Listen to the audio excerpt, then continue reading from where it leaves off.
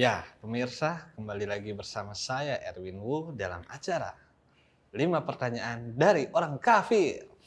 Hmm. Ada program ini terselenggara berkat kerjasama dari Comika Media dan juga cariustaz.id. Dan tidak henti-hentinya saya ingin mengingatkan bahwasanya kita memilih judul 5 pertanyaan dari orang kafir ini karena ingin mengembalikan penggunaan kata kafir ke tempat semestinya gitu, yang seperti kita tahu bahwa kata kafir cukup sering digunakan sebagai kata cacian gitu, yang padahal artinya adalah orang yang tidak percaya kepada Allah. Nah, kita ingin mengembalikan penggunaan kata kafir ke tempat semestinya gitu. Dan kita juga ingin menunjukkan bahwasanya diskusi dialog antar agama juga bisa terjadi secara fun dan santai. Dan masih bersama Pak Ustadz Ahong yang siap menjawab 5 pertanyaan di setiap episodenya dari teman-teman semuanya. Di episode kali ini saya sudah mengantongi 5 pertanyaan Pak Ustadz. 5 nama juga udah ada di sini. Kita langsung masuk ke pertanyaan pertama Pak Ustadz. Pertanyaan pertama dari Johan Sampo. Suka keramas dia kayaknya. Saya Hindu, punya teman Islam. Tapi ada yang NU dan Muhammadiyah. Mereka kalau lebaran beda. Itu kenapa? Ya, pertama, jadi dalam menetapkan Lebaran, dalam menetapkan awal ibadah puasa, itu ada 2 metode yang dikenal oleh umat Islam di seluruh dunia, gitu ya. Termasuk juga antara teman-teman NU dan Muhammadiyah. Nah, biasanya kalau NU atau pemerintah itu lebih menekankan pada metode ru'yah hilal. Ru'yah hilal itu melihat bulan sabit, bulan hilal itu yang bulan pertama kali di setiap bulan Hijriah. Nah, kemudian tapi yang dari NU maupun pemerintah bukan nggak ngerti metode yang kedua. Metode yang kedua itu namanya apa? Metode hisab. Itu dengan cara hitungan-hitungan astronomi.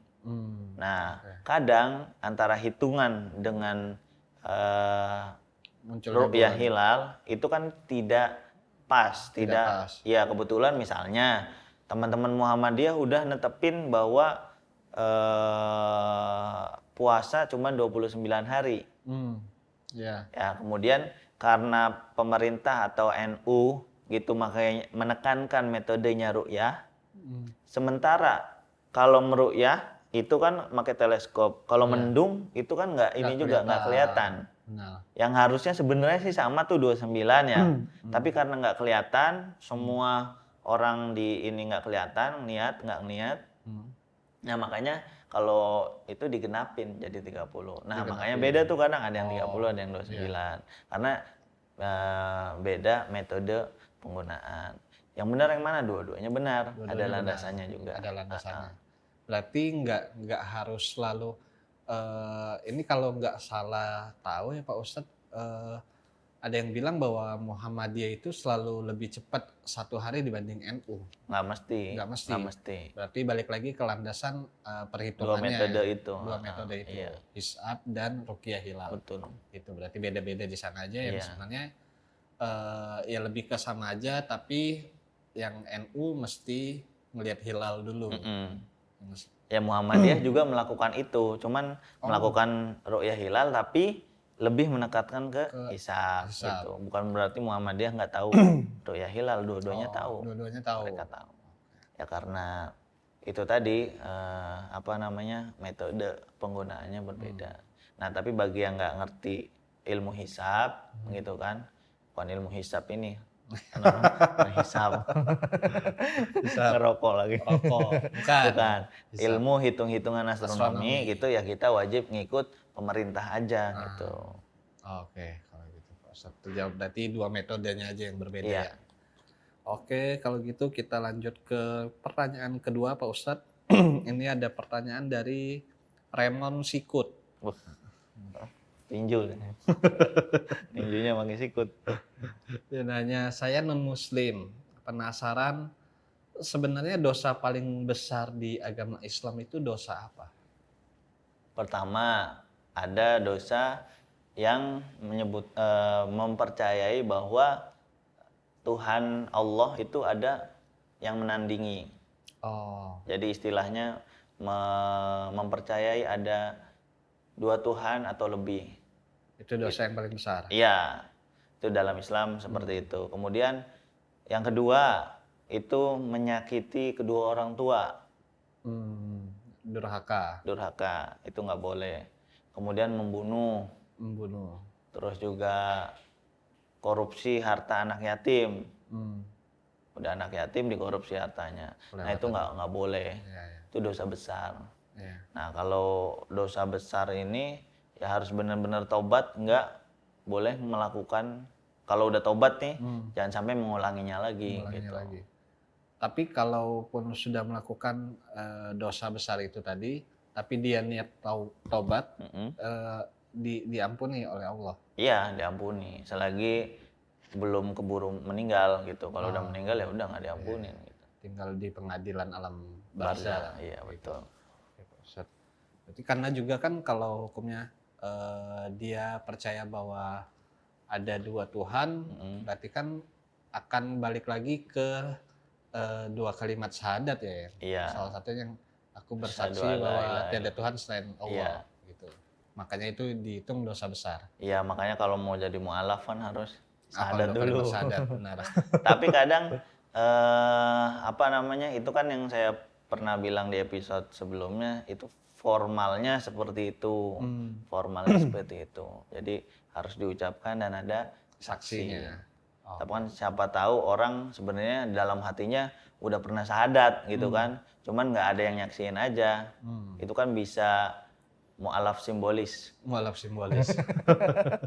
Dia nggak ngucapin di depan orang, tapi dia pernah mengikrarkan itu sebenarnya. Gitu. Tapi harus didasari dengan niat juga. Iyalah, kan namanya beragama itu nggak boleh main-main. Iya, benar. Ya kalau misalnya bahkan di zaman Rasulullah itu ada sahabat yang udah masuk Islam, anaknya masih Kristen. Nah itu dia tanya sama Rasulullah, nih anak gue masih Kristen nih gimana ya? Apa gue paksa aja suruh masuk Islam gitu. Terus kata Rasulullah, ya jangan gitulah, nggak boleh. Terus turun ayat namanya la ikraha fiddin. Dalam beragama itu nggak boleh ada paksaan. Oke. Benar. Ya, gitu. Soalnya saya tuh sering bercandain sama teman saya gitu, tiba-tiba dibisikin telinga saya dua kalimat syahadat gitu. Jadinya kesuges dan apal gitu Pak Ustadz. Nah, apakah saya sudah menjadi mualaf atau enggak? Hitungannya kalau ya itu kan perlu niat yang kayak gitu tuh. Kalau itu kan cuman karena hafal doang. Jadi kalau sudah mengikrarkan syahadat, ya artinya kita juga wajib melakukan apa yang diperintahkan dalam Islam gitu. Bukan cuman syahadat doang. Makanya masuk Islam atau masuk agama Islam itu ya bukan cuman buat main-mainan doang, bukan cuman buat mau nikah gitu kan terus jadi masuk Islam dulu nanti keluar lagi. Nggak kayak orang kayak gitu. Iya, nggak kayak makan gorengan gitu kenyang terus udah nanti makan lagi, nggak kayak gitu. Jadi makanya ya tadi yang disebutkan dalam tafsir Al-Qur'an itu ya Nabi nggak memaksa, nggak merintahin sahabatnya supaya anaknya masuk Islam juga. Gitu. Karena mesti dari dasar hatinya. Iya, karena harus dari dalam hati sendiri, kesadaran sendiri bukan atas paksaan orang lain. Oke, kalau gitu Pak Ustadz, kita lanjut ke pertanyaan ketiga. Kenapa ada Jumatan tapi nggak ada Selasaan? Cerita awalnya gimana? Ini pertanyaan dari Dika Cabi. Dia nanya kenapa ada Jumatan tapi nggak ada Selasaan, cerita awalnya gimana? Iya, jadi di Islam itu kan menganjurkan untuk selalu bersatu, berkumpul gitu ya. Nah, kalau yang pernah saya sebut di episode sebelumnya, kalau nggak salah itu, jadi orang Islam tuh suka kongko-kongko, ada yang harian, ada yang mingguan, ada yang tahunan, gitu kan. Nah, yang mingguan itu ya termasuk Jumat itu. Ya kalau itu kan Sulasa, Arbi'a. Jadi nama-nama hari di dalam bahasa Indonesia ada Senin, Selasa itu diambil dari bahasa Arab. Senin itu hari kedua, karena yang hari pertama Ahad itu Minggu, ya kan? Ahad, Isnin, Sulasa, Arbi'a, Rebo, gitu kan? Kamis itu Khomis. Nah, kalau Jumat itu artinya Jumat. Tempat berkumpul, hari berkumpul. Gitu, makanya sholatnya Jumatan, bukan Selasaan, bukan Reboan, gitu. Berarti emang itu udah ditetapkan dari zaman Nabi? Iya, jadi udah ada ketentuannya. Hari Jumat itu buat sholat di mana orang-orang berkumpul. Nah, memang di tradisi-tradisi orang Arab sebelum datangnya Islam juga itu udah hari Jumat nih hari spesial gitu. Oke, kalau gitu Pak Ustadz. Kita lanjut ke pertanyaan keempat. Di episode kali ini pertanyaan dari Iwan Kusen. Dia nanya, saya pernah baca bahwa haji atau umroh adalah salah satu pelengkap dalam agama Islam. Pertanyaannya, kalau misal ada orang Islam yang meninggal dalam keadaan belum haji, itu gimana? Ya, pada dasarnya kalau memang keluarganya itu mampu, maka dalam Islam itu boleh menghajikan orang yang sudah meninggal. Boleh diwakilkan? Iya, boleh diwakilkan. Oke. Atau misalnya orang tuanya sudah tua renta gitu. Walaupun belum meninggal, itu boleh diwakilkan. Boleh diwakilkan? Iya. Atas nama ya itu yang tadi orang yang diwakilkan itu. Tapi hukumnya kalau semisal ada yang belum naik haji tapi sudah meninggal? Ya, tergantung kalau dia mampu. Ya, kalau dia mampu sebenarnya naik haji, mampu hartanya, terus sehat, terus juga kondisi di Mekahnya sedang aman, atau kondisi perjalanannya aman, ya dia meninggal dalam keadaan dosa dong. Karena dia nggak haji karena pelit gitu ya. Karena pelit, bukan karena memang kalau misalnya nggak mampu ya udah. Ya nggak apa-apa. Nggak masalah. Oke, kalau gitu. Berarti balik lagi ke rukun Islam, naik haji bila mampu tadi ya. Betul. Udah mulai hafal terus nih. Pak Erwin. Sudah berapa episode bertemu kan? Nih kayak tutorial mau jadi mualaf. Pelan-pelan Pak Ustadz, jangan. Kita lanjut ke pertanyaan terakhir di episode kali ini, teman-teman. Ini ada titipan pertanyaan dari Andi Mager. Dia nanya, kata teman saya, orang Islam itu harus mengikuti perilaku Nabi Muhammad serta gaya hidupnya.